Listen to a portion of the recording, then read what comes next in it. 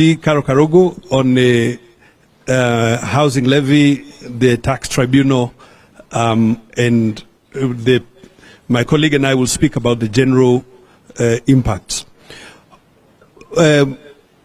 Two things to keep in mind about this cheeky amendment to the PFM. Look, there are some things that are presented that are mirage.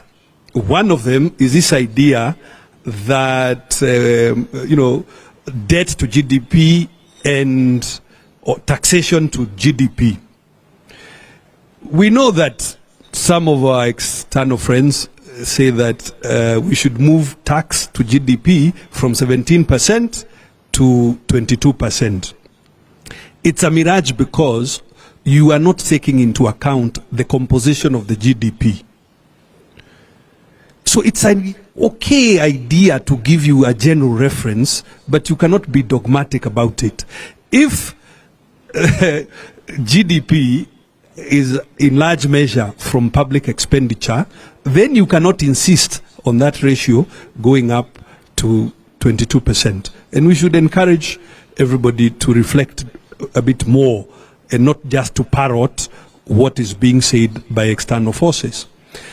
The same point about this debt being a percentage of GDP as opposed to an absolute ceiling. The difficulty with it is that because the GDP is growing in large measure because of public expenditure, you are presuming like you can either tax that public expenditure and you cannot. So, and when you analyze it, we hope that you, for the state, explain to Kenyans the meanings of these things so that our colleagues stop taking Kenyans for a ride. Honorable Karugu. Thank you. Thank you. Thank you. Thank you very much. I will head on to an issue that has been canvassed. Just last night, out of 4 hours, I think we spoke about the housing levy for a good 2 hours, 13 minutes, and I was counting. It has been reported, misreported, and I think we are not addressing what is the key issue. And I do not think Ruto also knows what the key problem is with this. What we think is happening around the housing levy is that Ruto has friends somewhere. He has assured them you will be investors and you'll have tenders and you will come and provide us with sockets and wires. And so the deal is done and now they're doing the backward cleaning. Because essentially if you ask yourself with the housing levy, what problem are we curing? Are we curing the problem of unemployment? Are we curing the problem of housing? Or is it a problem of income like most of us, those of us with the finance and economics field believe?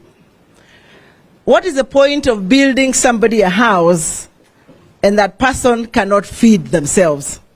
Even if, and we argue, even if these people are built for houses, they will live in the streets with sufurias in their heads like us in Jubilee, and bakulis in their hands because they will not have food. So where are your priorities? That is what we want to ask Mr. Ruto. And we want to say, matters housing levy, I think I want to conclude it in this way. Kenyans have a serious trust deficit with the Kenya Kwanza government, with Ruto and Gachagua.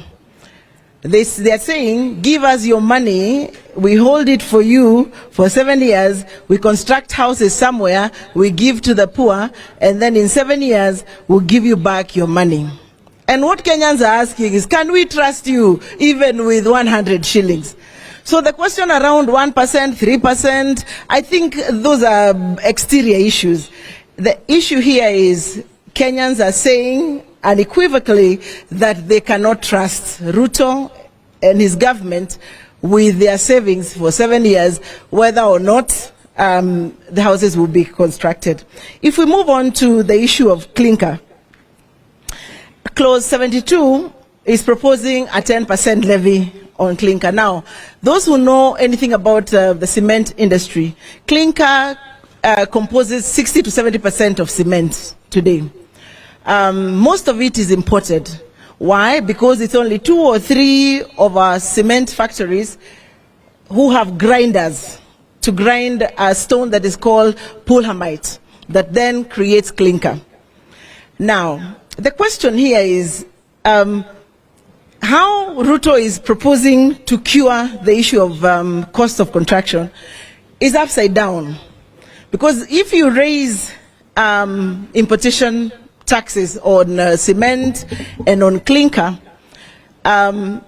then what he is trying to tell us is that he's trying to give impetus to the local producers of cement so that they can produce cheaper cement. But the truth is, this is a very expensive country to produce anything, whether you're producing a sweet, that sweet called patco, or a bag of cement. Our cost of production, which is majorly anchored on our cost of energy, is unbelievable. We are the most uncompetitive country in East African region. If you are a manufacturer today, you better go off going to settle up in Rwanda and Tanzania than coming to Kenya. And the issue of energy is easy, and we want to say this to Ruto, and we can give him ideas if our captain allowed us, but we are not here to consult for government. We are not paid by Ruto to consult for him. But this, if you read our manifesto, we had brought up the issue of grid losses in this country. This country is losing 23% of its power on grid losses. Now, let me put that in perspective. 23%, so it's about 0.25% of the power that is produced in Kenya today is lost between production, reticulation, and the end-use customer. In the Azimio manifesto, we had proposed to bring the grid losses down from 23% to 10%. Let me put that further into perspective. Every 1% drop on grid losses is 1.2 billion Kenya shillings.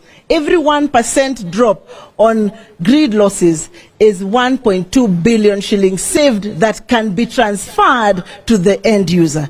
So it doesn't matter how much you raise the cost of you raise the cost of imports. What the government should be doing is ensure that producing locally is competitive, that bag of cement can be produced locally at a cheaper price to match the global and the East African market prices. But this obnoxious government is doing the exact opposite. The same is happening to iron rods and steel bars and craft. Let me spend some time on craft. Craft is the paper that wraps unga. I want to be like my colleague, Honorable Bandi. I do not know what Ruto has with unga. Unga has been hit from left, right, and center. Whether it's VAT, whether it's the actual production of the maize plant in terms of fertilizer and inputs, whether it's the milling, that milling is being hit by the high cost of fuel. Whether it's the transportation between the miller and the shop, the transportation costs, I think Baba has said that very clearly. The trucks that are transporting are now going to be paying 60,000 shillings as opposed to 20,000 shillings per ton, which was what was going on. Now, unga, the paper that wraps unga usually is imported. This there's a proposal to impose a 10% duty on the wrapping paper. So who will bear this cost? It is you and I who are the consumers of unga. Once again, we want to ask, what problem do you have with unga, Mr. Ruto? Let's go to leather. The industry of leather in this country has shrunk over time.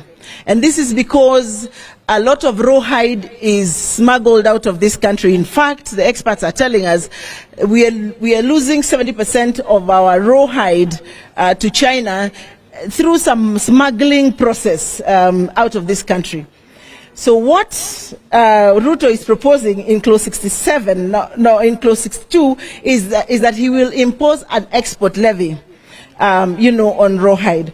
So what will this then do is that it will increase, the impetus of people exporting, rawhide. So what does it then do to our tanneries? We have 9 tanneries. They are working, I'm told, at about 30%. We will be closing these tanneries, and everybody who works there will be asked to go home. Therefore, job losses. Clause 67 is proposing to increase the import declaration fee. I mean, that has been canvassed. I think it was also in Baba's speech, from 1.5 to 2.5%. My argument about importation is create a more efficient, effective internal structure so that goods are produced cheaply, and you expand your tax base so that you do not have to worry about what is coming in because you're already competitive enough. Let me move to the second last item, which is the tax appeal tribunal. Now, something very interesting here is happening. That today, if you have a tax issue, you have a tax case, you will pay KRA 20% of the disputed amount. So today, I am disputing 100 million shillings. I will pay KRA, before we start anything, before I file my case with High Court, I will pay KRA some 20 million shillings. Now, this 20 million will not be earning interest. It will be put in an account we call escrow. So an escrow account, that money will be sitting there waiting for you to decide whether you won or you lost the case. You all know how long it takes in this country to, and the lawyers, I can see Honorable Kalonzo Musyoka is here, Honorable Mother. Cases take an immensely long time. So this money will be sitting there, waiting for the case to be concluded, and you will get back your 20 million shillings 5 years down the line, no interest. That is what Ruto is proposing. Now, once you remove, apart from the fact that it's very unfair, of course, that you have a tax dispute, and over and above that, you're being asked to cough more money, I think from our side, we're saying there is also an issue of evasion of justice. The Constitution is clear. I think the lawyers can guide me. It's Article 48 of the Constitution. And I think I have my Constitution here. If I could just read, because it's important for us to get this bit. It's about access of justice. The state shall ensure access to justice for all persons, and if any fee is required, it shall be reasonable and shall not impede access to justice. So I don't know how reasonable 20% is. If you ask me a reasonable fee, should be in the decimals, in 0.001, 0.002. That is a reasonable fee. But 20%, Mr. Ruto, by no means is not a reasonable fee, as is prescribed by our Constitution. Last but not least, we talk about the Tax Procedure Act, and this one is extremely interesting. Just like we see in the entire bill, we see Ruto safeguarding his friends. So if you are a friend, I think what he has realized is a lot of his friends have issues with taxes. Because in clause 51, he's proposing an amnesty on any interest, penalties, fees for anybody who has a tax dispute as at 31st of December 2022. Apart from the fact that this sets a very, very bad precedence, because then if I'm the president next time, I will just ask my buddies, how many of you have cases? I can offer you amnesty. So it sets a bad precedence. But we read mischief in this particular amnesty, and we know they're all in government, all of them who have issues with KRA, whose factories have been closed. So what he's telling his friends is that I will give you amnesty until 2024. Please go and sort out your issues. I will scrap your fees and your penalties. I thank you very much for the privilege of your attention. Those are my issues. Thank you.